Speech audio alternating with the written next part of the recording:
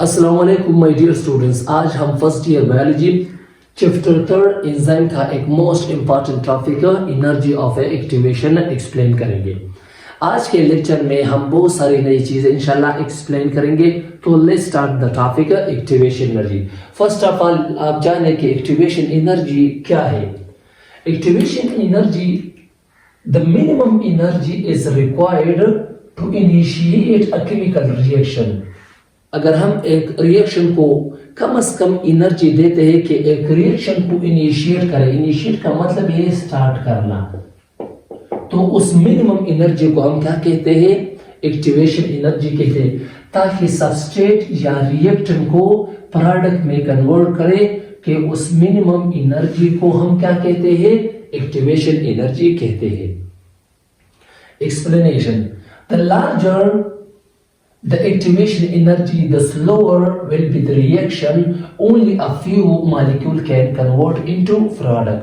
अगर एक रिएक्शन का एक्टिवेशन एनर्जी बहुत ज्यादा है तो कुछ सबस्ट्रेट मॉलिक्यूल प्रोडक्ट में कन्वर्ट हो जाता है और रिएक्शन स्लो डाउन होगा। अगर एक रिएक्शन का जो एक्टिवेशन एनर्जी वो बहुत कम है तो कंप्लीटली सबस्ट्रेट या रिएक्टेंट मॉलिक्यूल वो प्रोडक्ट में कन्वर्ट हो जाता है और रिएक्शन वो बहुत ज्यादा फास्ट होगा। इसका मतलब ये है, enzyme help lower the activation energy of a chemical reaction. Transition stage, substrate जब प्रोडक्ट में कन्वर्ट होता है तो इनके दरमियान एक स्टेज या इंटरमीडिएट जो लम्हा आता है उसको हम ट्रांजिशनिंग स्टेज कहते हैं।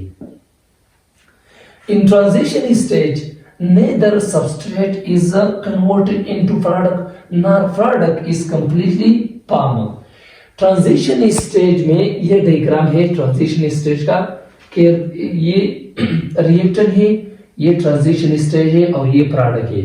इन ट्रांजिशन स्टेज में ना रिएक्टेंट कंप्लीटली कन्वर्ट हुआ है प्रोडक्ट में और ना प्रोडक्ट कंप्लीटली बना हुआ है। इसका मतलब ये है कि सबस्ट्रेट का जो कुछ बांड वो ब्रेक हुआ है और प्रोडक्ट का जो कुछ बांड है वो बना हुआ है। सबस्ट्रेट और प्रोडक्ट वो 50-50% है। हम आपको डायग्रामेटिकली ये साबित करेंगे कि किस तरह एंजाइम एक्टिवेशन एनर्जी को कम करता है और रिएक्शन फास्ट हो जाता है।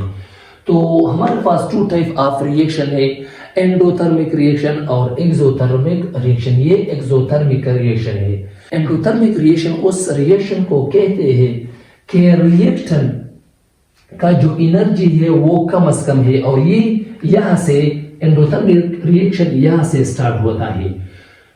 रिएक्टेंट का जो एनर्जी है वो बहुत कम है और प्रोडक्ट में इसका एनर्जी वो बहुत ज्यादा है और वो वहां पर खत्म हो जाता है। लेकिन एक्सोथर्मिक रिएक्शन, रिएक्टेंट का जो एनर्जी है वो बहुत ज्यादा है और ये यहाँ से स्टार्ट होता है और एक्सोथर्मिक का जो एनर्जी है वो बहुत कम है और यहाँ पर खत्म होता है। मैंने डायग्राम में एक्सोथर्मिक रिएक्शन पर ड्रा किया है जो इसका एनर्जी बहुत ज्यादा है, तो एंजाइम इस एक्टिवेशन एनर्जी को कम करता है और रिएक्शन बहुत कम टाइम लेता है। अगर एक रिएक्शन विदाउट एंजाइम होगा, एंजाइम के बगैर होगा, तो ये रिएक्शन बहुत ज्यादा टाइम लेगा कि वो प्रोडक्ट में कन्वर्ट करने के लिए वो बहुत ज्यादा टाइम लेगा। तो ये डायग्राम है, प्रोग्रेस ऑफ अ रिएक्शन है। तो एक रिएक्शन एंजाइम के बगैर होगा तो वो बहुत ज्यादा टाइम लेगा और रिएक्शन बहुत ज्यादा स्लो होगा। अगर एक रिएक्शन एंजाइम के प्रेजेंस में होगा तो एंजाइम उस एक्टिवेशन एनर्जी को कम करता है और रिएक्शन बहुत ज्यादा फास्ट होगा। मैं आपको एग्जांपल के तौर पर भी समझाता हूँ। The conversion of hydrogen peroxide, ये एक टॉक्सिक मॉलिक्यूल है। The conversion of hydrogen peroxide into water and oxygen required 86 kilojoule per mole. Activation energy without its enzyme, but only 1 kilojoules per mole in the presence of enzyme catalysis. अगर हम hydrogen peroxide को water में और oxygen में convert करते हैं तो अगर ये रिएक्शन एंजाइम के बगैर होगा, विदाउट एंजाइम होगा, तो हम इसको 86 kilo joule for mole energy activation energy देते हैं। अगर ये रिएक्शन एंजाइम के प्रेजेंस में होगा,